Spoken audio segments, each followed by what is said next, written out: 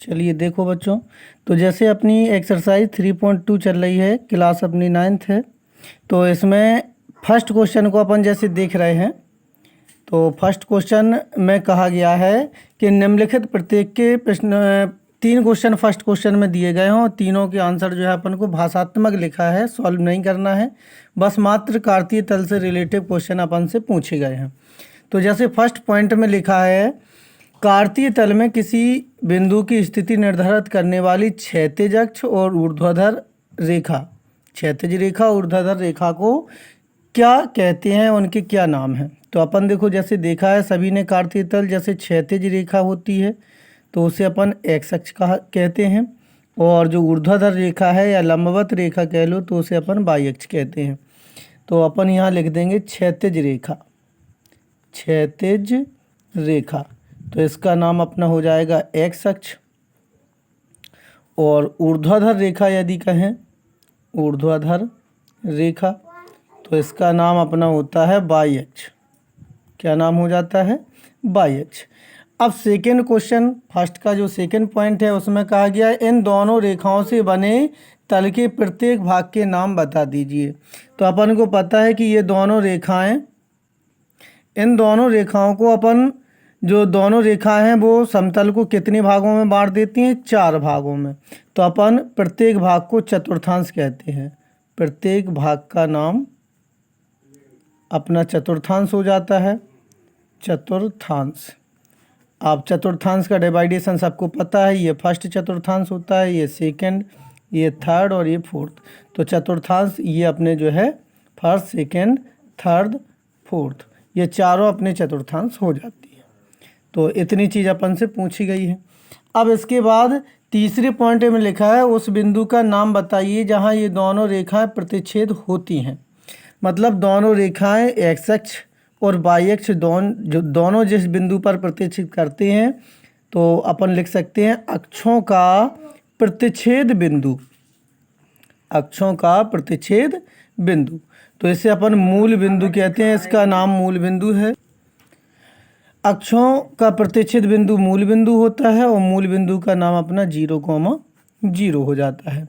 तो इस प्रकार ये अपने फर्स्ट क्वेश्चन के तीनों आंसर हो गए। इसमें सॉल्व नहीं करना था, केवल नाम बताना था। जैसे क्षैतिज रेखा ऊर्ध्वाधर रेखा, तो क्षैतिज रेखा को एक्स अक्ष और ऊर्ध्वाधर रेखा को वाई अक्ष कहते हैं। दोनों अक्षें कितने भागों में समतल को बांट देती हैं? तो अपन को पता है 4 भागों में, और उन्हें अपन चतुर्थांश कहते हैं।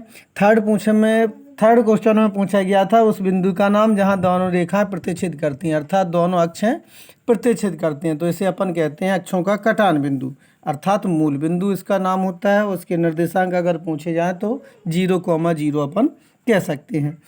अब सेकेंड क्वेश्चन में एक आलेख बना हुआ है, सभी बच्चे आलेख में देख सकते हैं। और इसमें जैसे फर्स्ट क्वेश्चन में बी निर्देशांक के नाम, बी के निर्देशांक पूछे गए हैं। तो अपन देखेंगे कि आलेख जैसे अपना ये बना हुआ है, अपन इसमें हम दिखाई देते हैं, ये आलेख अपना बना है। तो इसमें अपन देख रहे हैं कि ये पूरा आलेख बना हुआ है। इसमें बी के निर्देशांक पूछ रहा है, तो आलेख में सभी लोग देख सकते हैं कि बी का निर्देशांक दूसरे समतल में स्थित है, और दूसरे समतल में कितने बिंदु पर स्थित है? अपन देखेंगे कि एक्स अक्ष पर अपन -5 चले हैं और वाई अक्ष पे अपन +2 चले हुए हैं। तो मतलब एक्स अक्ष पे चली गई दूरी -5 है और वाई अक्ष पे चली गई दूरी +2 है। तो इस प्रकार अपन देख सकते हैं कि बी के निर्देशांक, तो निर्देशांक सब जानते हैं, भुज कौमा कोटि होता है, भुज कौमा कोटि। तो भुज का मान अपना एक्स कह लो, या कोटि का मान, भुज का मान एक्स और कोटि का मान वाई होता है। तो एक्स अक्ष पे चली गई दूरी चित्र में अपन ने देखी आलेख में -5 है, और वाई अक्ष पे चली गई दूरी +2 है। तो अपन देख सकते हैं कि बिंदु कौन से चतुर्थांश में स्थित है? दूसरे चतुर्थांश में स्थित है।